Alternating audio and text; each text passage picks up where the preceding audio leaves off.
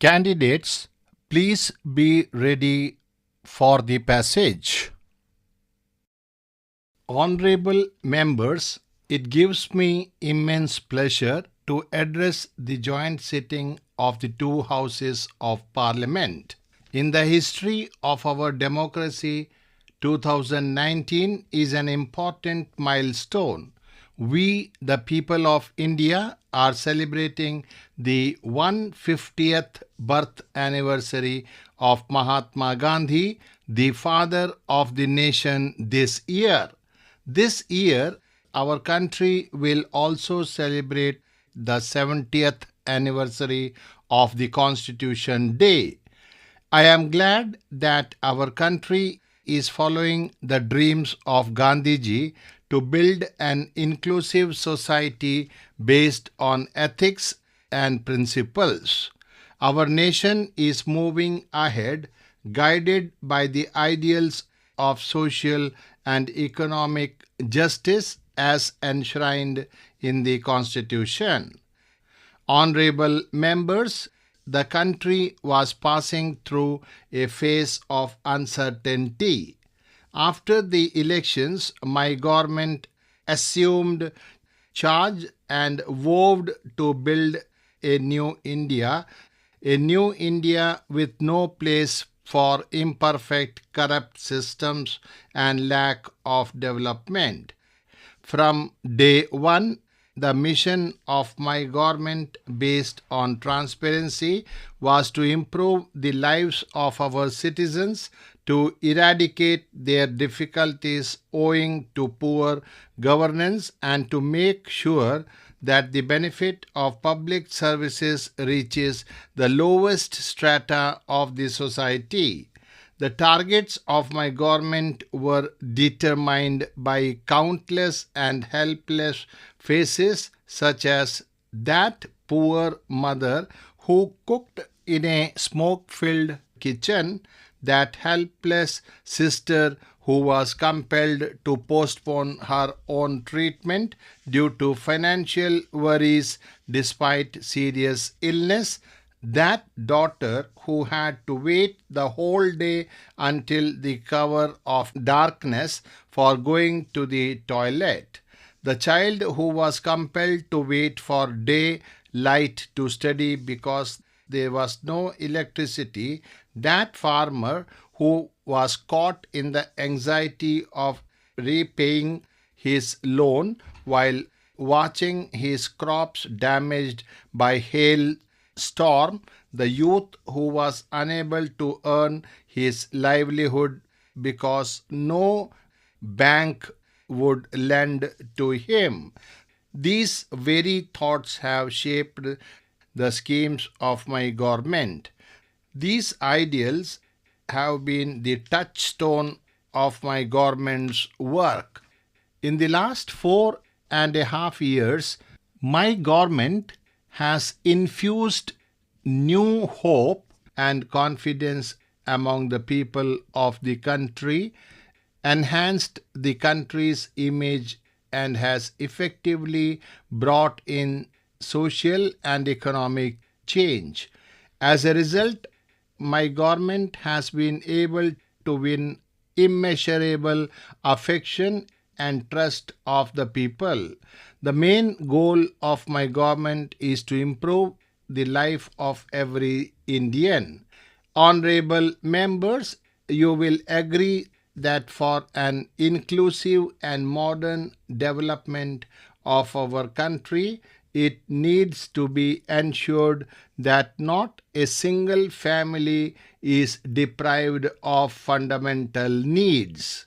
My government, which is sensitive to the needs of the common people and understands their pain, has prioritized provision of basic amenities, addressed health concerns of the people, and implemented the government schemes at an unprecedented pace after restructuring them. Under the health care scheme, 50 crore poor people are eligible for availing treatment up to rupees 5 lakh per year. per family in case of a serious illness. In a short period of 4 months, more than 10 lakh poor people have already availed free treatment from hospitals under this scheme.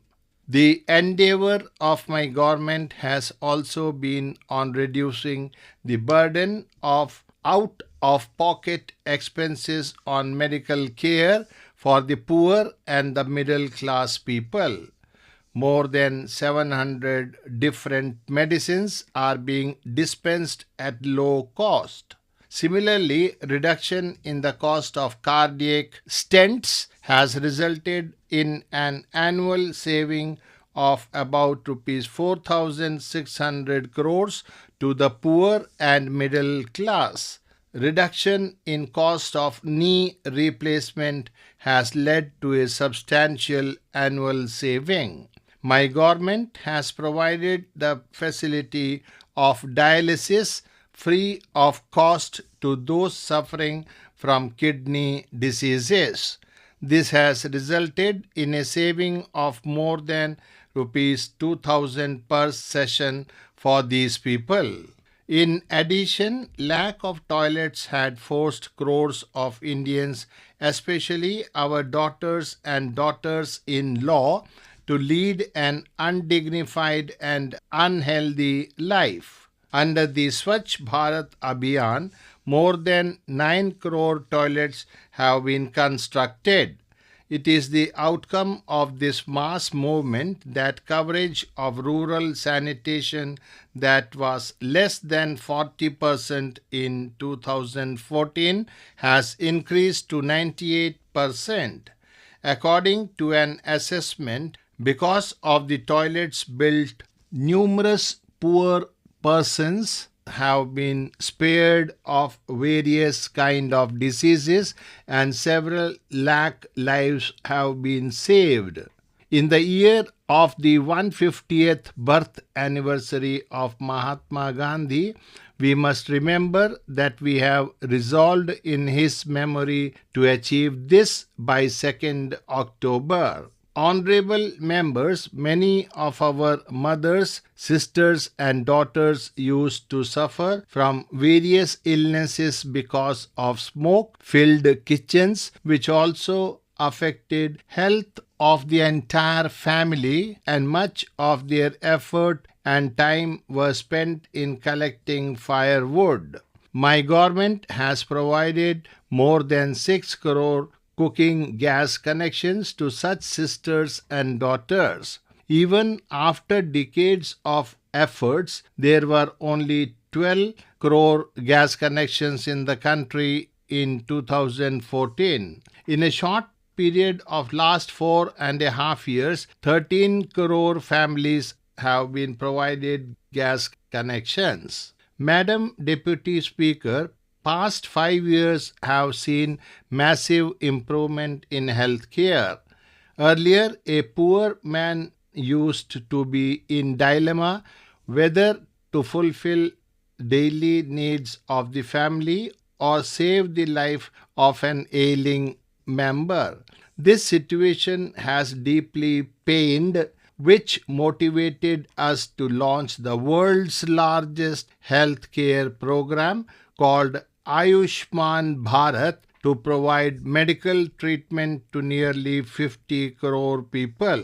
Already close to 10 lakh patients have benefited from medical treatment, which would have cost them rupees 3,000 crore through free treatment made available under the scheme. Lakhs of poor and middle class people are also benefiting from reduction in the prices of essential medicines, stents and knee implants, and availability of medicines at affordable prices. Madam Deputy Speaker, the Aspirational Districts program is providing targeted development to the most backward districts of the country. The program has achieved very good results with improved performance on all indicators such as health and nutrition, education, agriculture and water resources, financial inclusion, and skill